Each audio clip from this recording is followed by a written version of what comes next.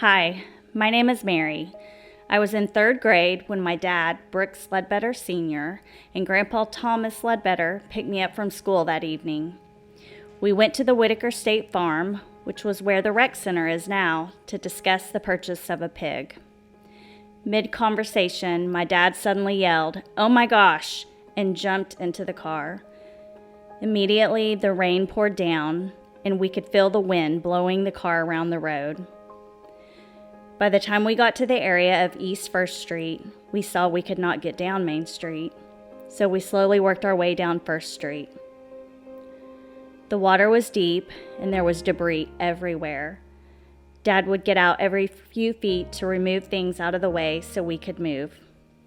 Slowly, continuing west, a man came out from a house and pleaded with Dad to take his wife to the hospital. The man was frantic.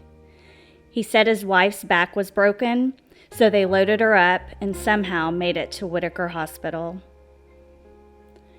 When we got there, people were lying around on the ground, screaming and groaning for help. Somehow we left that area and kept driving toward the west.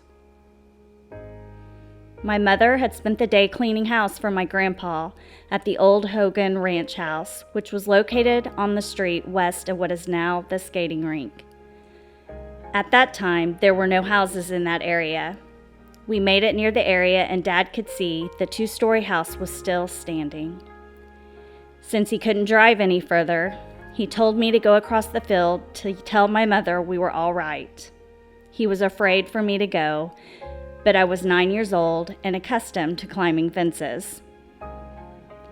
Mother was standing in the road with my siblings, Amanda and Brooks Jr.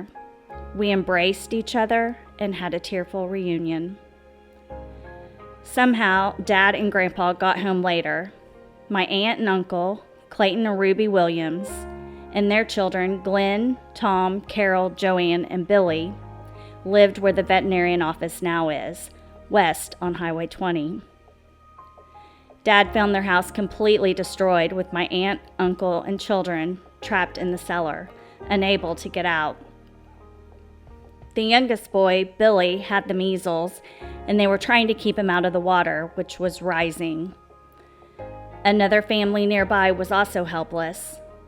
The 2 families were brought to Grandpa's house. We all stayed there, 6 adults and a dozen kids, for 2 days until the water went down. Dad was finally able to go on the tractor to check cattle at our place, north of town, about 5 miles, now known as Ledbetter Corner. Right after the storm, I remember the yellow tint in the sky and the smell of sulfur. The next day or so, I was able to go with Dad to check on my aunt's house. The front door and glass were not broken, but all else was destroyed. Chickens ran around without feathers. A few days later, we received the news that Mother's nephew, Lester Taylor, was found dead in the wreckage of the old Jock Mayer building. The tornado of 1942 was a tragedy that affected us all.